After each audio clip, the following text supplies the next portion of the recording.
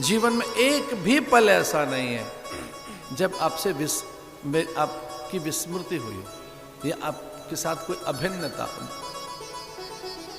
कोई भेद रहा हो, आपसे विलगता रही हो, आपसे दूरी रही हो। एक भी पल ऐसा नहीं बीता जब आपको भुलाया हो।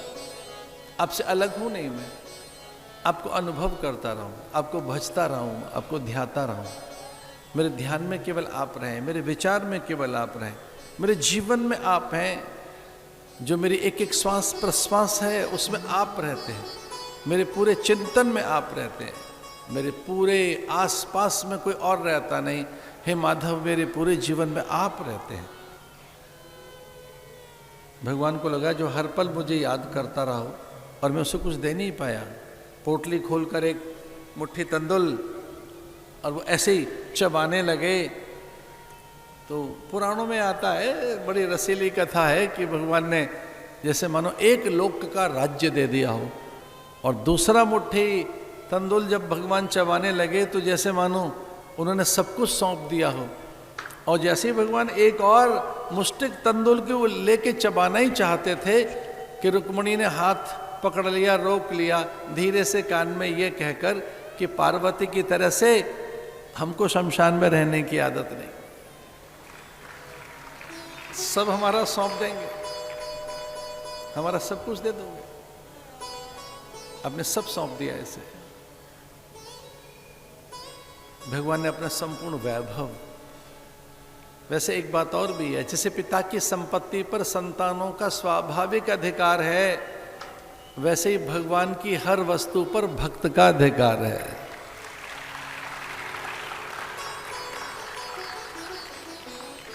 वैसे ही शिष्यों की बात है, गुरु की अध्यात्म संपदा पर,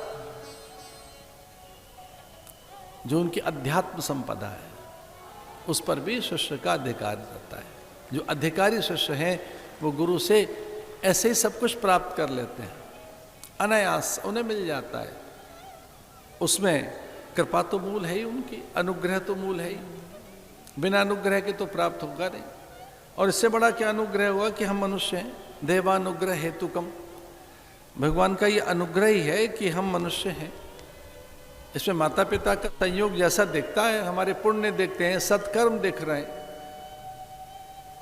दुर्लभो मानुषो देहो देही नाम क्षण भंगुर, लगता तो है कि बड़ा दुर्लभ है मनुष्य और हम माता पिता के सत्संकल्प की उपज या उनका उत्पाद दिखाई दे रहे हैं, पर इसका मूल अनुग्रह ही है। भगवत्पाद विवेक चूड़ामणि के माध्यम से भगवान भाष्यकार कहते हैं कुछ और नहीं है, देवानुग्रह हेतुकम, भगवान के अनुग्रह से मनुष्य हैं, उसी के अनुग्रह से हम मुमुक्षु हैं। अगर मुमुक्षु भी हैं तो उन्हीं का अनुग्रह है, और अगर हमें महापुरुषों का संग मिल गया है तो उन्हीं का ये अनुग्रह है, परम अनुग्रह। अनुग्रह से संत मिलेंगे, बिना अनुग्रह के नहीं मिलेंगे, बिना अनुग्रह के महापुरुषों की संगति नहीं मिलेगी।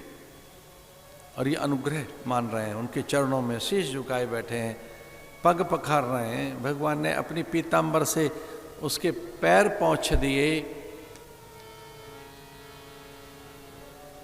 इसका अर्थ है कि देखिए, संपन्नता विपन्नता का आदर कर रही है, ऐश्वर्य आदर कर रहा है उसका जहां वीतरागता है।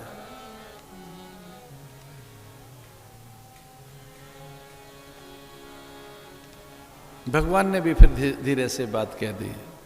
भगवान ने भी कहा कि जैसे तू मुझे हर पल याद करता रहा है, वैसे ही सुदामा हर पल मेरा तेरे लिए भी समर्पित है, भक्तों के लिए समर्पित है। बिना बताए सुदामा को सब कुछ दे दिया। कथा में ऐसा आता है, सुदामा जब लौट कर आया था, तो बड़ी रोचक कथा है। भगवान ने जो वस्त्र दिए थे वो धीरे धीरे अपने मांग लिए। रोचक कथा आती है। माथे पर जो मुकुट पहनाया था वो ले लिया, जो सुंदर वस्त्र पहनाए थे वापस ले लिए। सुदामा को सामान्य वस्त्र देकर विदा किया। सुदामा को कोई इस बात का विचार नहीं आया कि कुछ दिन में मुकुट पहन के रहा, राजसी वस्त्र पहन कर रहा, अब कोई सेवक भी साथ नहीं है। लौटकर जब सुदामा आया तो चकित था।